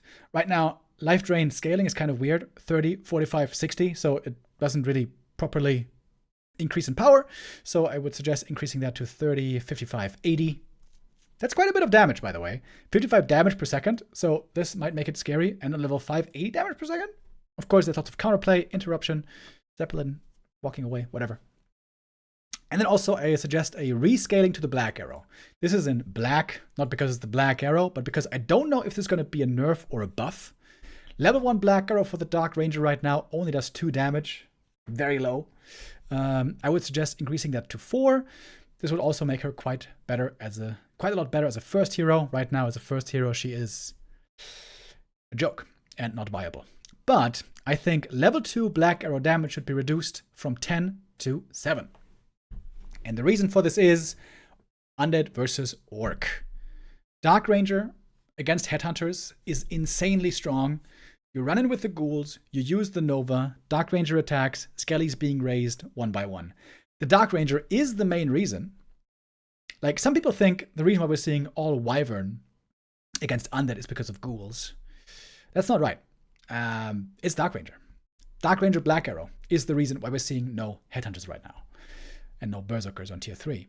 So I think this should be reduced. Reduce the damage by 3 of level 2 Black Arrow to make things like Berserkers more playable against Undead. Also, maybe that would make Rifles more playable against Undead, which normally they never are. Yeah, I think this is too much power in the level 3, whereas not enough power in level 1. Next up, Mana Shield. As you guys know, this is another useless ability. I think it would be good if the Mana Shield also granted 1.5, 3, and 4.5 mana per second. I should have zoomed in earlier, right? I should have zoomed in earlier. My bad, guys. My bad. But I'm gonna have the link to the document as well, that you can check it out yourself.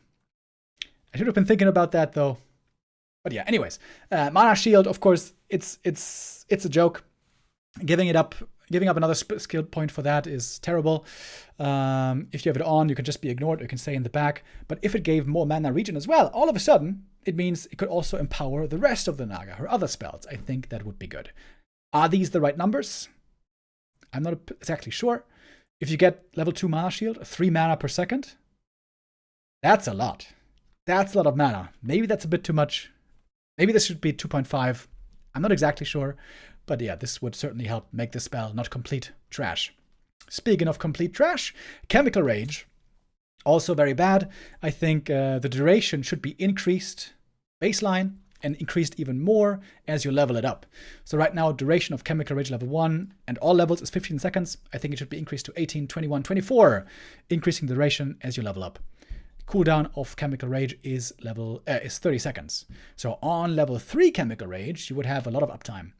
And would perhaps finally give the Alchemist the right-click badass fantasy that he was hoping to have, but never really had. He's kind of like a little support bot in the backline with Heal Wave, which is strong, but not as cool as his other possibility. And increase Acid Bomb secondary damage as well. Acid Bomb and Alchemist and Keeper, you remember back then they were nerfed heavily and were nerfed too much in the end, as it turned out. I mentioned earlier that along with the Keeper, I would also suggest buffing, excuse me, earlier I suggested alongside buffing the Keeper, I would also buff the Alchemist a little bit, and this is the buff I was talking about. The secondary damage of the Acid Bomb means the other targets you hit around the main target that you apply the damage to. So, in case you guys don't know how this works, Alchemist, when he uses Acid Bomb, he has the target damage. This is the unit you click it on. It does this much damage. And the secondary damage is the AoE area units you hit around it. That is the secondary damage. So I think the main target shouldn't be buffed. Main target damage shouldn't be buffed because Entangle Acid Bomb on one target, we remember how kind of toxic that was. Quite literally toxic. But the secondary damage in bigger fights, in the bigger spread, I think could be improved a bit. Indeed. Wait, there we go. Okay, we're almost done, boys. We're almost done. So, Pit Lord, another hero that doesn't really see any play, which is weird. Cleave seems really good on paper. Howl of Terror seems really good on paper. Rain of Fire, not so good on paper, but can have its uses. But somehow, nobody plays him. So I would suggest buffing his stats a little bit as well. Agility by +3. That's not more damage, but it's more armor and a little bit more attack speed. It's a slight buff to the Pit Lord. I don't know if this would make him exactly good, but I think it would help him a bit and wouldn't force him to either play Cleave or Howl or Rain of Fire. It would help him in all ways. And next up, Firelord. Firelord, another very weak hero. Firelord only has agility gain of 1.6. Wait, 1.6. I think this should be increased to 2. The Firelord actually scales very well as a right-click damage dealer with more agility, but as you can see, he gets very little agility only from leveling up. If he would get more, I think this would make him much more of a viable pick, especially when it comes to right-click heroes. And the next buff is, I suggest, reducing the cooldown of Soulburn from 12 to 9 seconds. Soulburn silences, does a little bit of dot damage, but it's very little, and it reduces damage of the target. But silence normally seems to be the best use case of Soulburn. Problem is, it has a long cooldown, 12-second cooldown, and it's not a AoE silence like a Dark Ranger, but it's only a single target silence. So I think indeed the cooldown should be reduced drastically. This would be a huge buff to Soulburn, by the way. Don't get me wrong. This is a huge buff to Soulburn, reducing the cooldown by this much. This would make him a great silence counter to things like Blood Mage, Paladin, right? He's supposed to be the great counter to Pally Rifles. He was tried in some cases, but didn't seem that good. This would definitely make him the premier counter to Pally Rifles, but also a premier counter to other things. If there's like a Blade Master terrorizing you, maybe a Soulburn can be used to deal with that threat. If there's a big air unit or, I don't know, Knights or Demon Hunter or whatever, some one single target threat terrorizing you, maybe the Soulburn can be the thing you need. Of course, Soulburn can be dispelled, which is why I think it needs a low cooldown. If Soulburn can be dispelled, then it needs to be recastable quickly. And lastly, Incinerate Explosion damage. This is called Incineration. Increase from 30, 45, 60 to 40, 70, 100. This sounds like a lot as well. Once again, this is a case of these numbers look big. These numbers look scary. But I think, again, we have to see it in context.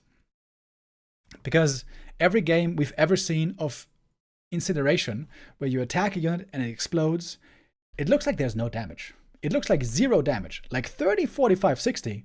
That sounds pretty good already, but we know in actuality that never does anything. So I think a big boost in those numbers would again be fair.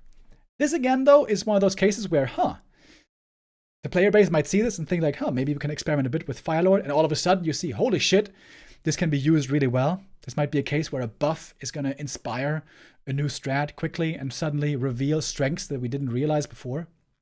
So as every time, this should go without saying, but I'm going to say it regardless.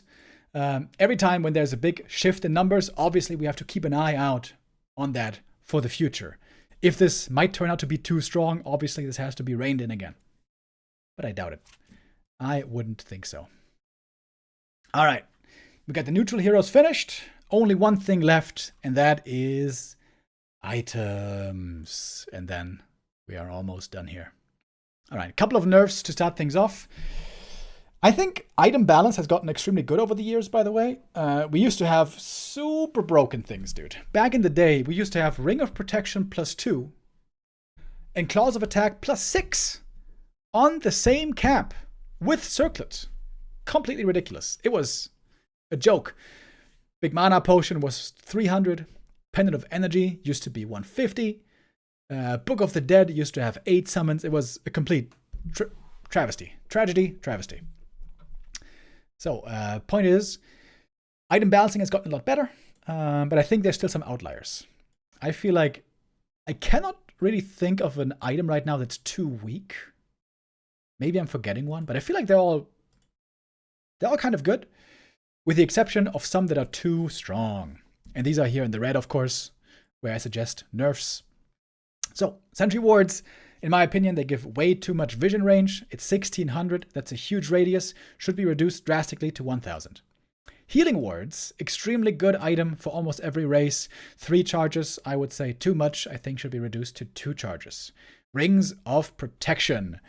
After having been way too weak for way too long, now they are too strong. Maybe not way too strong, but I think they are indeed too strong. Ring +4, that is so much damage reduction.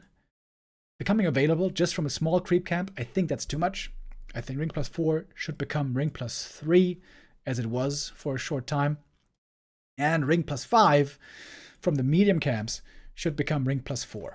This is still a good damage reduction, easy to find, really good still for frontline heroes. But right now, the survivability that you get from Ring +5 and Ring +4 is quite insane. Also, the fact that Ring +4 is very often better than Talisman of Evasion is not the way it's supposed to be. Another item that's too strong in my opinion is Claws +8. The big problem here is these camps can very often be crept very early into the game already, and then this is a huge boost on basically every hero. And it can feel very unfair when you get unlucky in exchange between the two players and you're on the side drawing the short straw. If he gets Claws +8 and you get Period of Vitality, kind of sucks. So bringing down that power level a little bit, I think, would be appropriate for all these 5 items. But I think all these items are a bit too strong, but I think this is not the real problem with items right now. I think the real problem with items at the moment is we don't have enough of them on some camps, and some camps are just too boring at the moment to creep. The Gloves of Haste camp, for example, only has 3 items available. We have Gloves of Haste, Claws +5, and Ring +4. 3 items only. Very boring. Way more healthy are items and camps with a bigger drop table. For example, the Sobi Mask camp. We have Sobi, we have Robe, we have Belt, we have the Auras, Puts of Quel'Thalas. So I think we should have a big drop table for every single item drop. But that, of course, means we have to introduce some new ones. So I suggest that we add more items to the smaller drop tables. So for the Cloak of Shadows drop table, that is level 1 permanent items, where we get Slippers and Cloak and Ring of Superiority. There, right now, we have 5 items dropping. The +3, the 1/1/1, and the Cloak.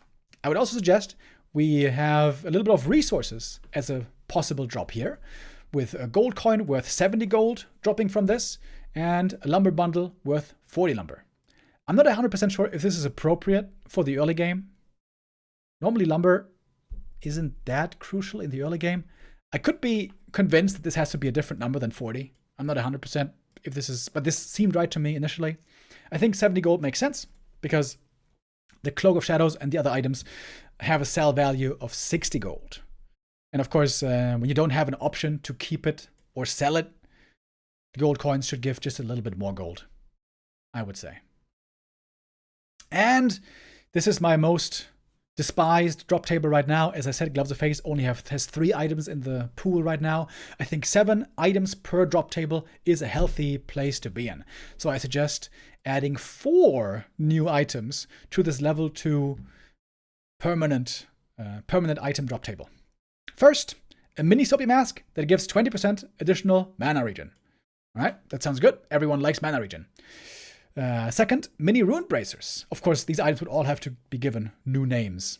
And probably also some new art. So this would be some work for the Blizzard team to come up with. I would be surprised, honestly, if this gets implemented. But it would be so cool, because it's so boring right now having just these few items available. And yeah, as I say, mini Rune Bracers, 15% spell damage resistance, compared to the Rune Bracers, which have 33%. This isn't going to be good on every hero. Sometimes you're going to sell it.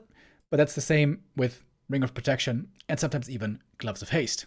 Mini Mask of Death, I think, would also be kind of cool. With only 10% lifesteal, though. This one would be very polarizing, because for some heroes, this doesn't do anything. Especially like melee heroes, ranged heroes, or maybe ranged heroes, actually, it's not bad. You know what? Maybe it's not bad on ranged heroes. But low attack speed heroes, can't do much with this. However, I think it has to be a low number, because on certain heroes, this is really good. If you can get it in the early game already, permanent lifesteal on a Demon Hunter or Blade, of course, these are the 2 best heroes for this item. If it was 15, if you're carrying around Scourge Bone Chimes in the early game already for your Agi hero, I'm pretty sure that's too good. I'm pretty sure that's too good, so I think it has to be 10%. And then in that case, it's unfortunately only good for very few heroes, but I think it would still be better to have that as an option to sell. Yeah. And also Mini Orb of Corruption, granting 1.5 armor reduction against the attacked target, but no bonus damage. So it shouldn't be like 1.5 armor reduction and 5 damage. That would obviously be way too good. This would be a lot less damage increase when it comes to fighting one hero versus one hero compared to claws, for example. Claws plus 5. But if you have an army to focus fire, this would be kind of interesting. For many races, it would be the only way that they can get armor reduction. On a ranged hero, that's good when you can target fire things, or also on a Blade Master, a good right clicker, this could be good. I think this would be pretty neat. And of course, all these items should have the same gold value as Gloves of Haste and Claws plus 5. That gold value is 125 gold, if I'm not mistaken. And lastly, the level 2 charged item drop table. Wait, is it level 1 or level 2? Wait. I think it's level 2. Yeah, level 2. Okay. Level 2 charged item drop table. Right now we only have 4 items dropping from this camp, which is again, I think, pretty boring. We have Wand of Illusion, Sentry Ward, Replenishment Potion, and that was a really cool change. Crystal Ball also was added in there a while ago. And I think we should add 3 new items. Vampiric Potion as one item. This is an item that already exists, so we wouldn't have to create it and code it and whatever.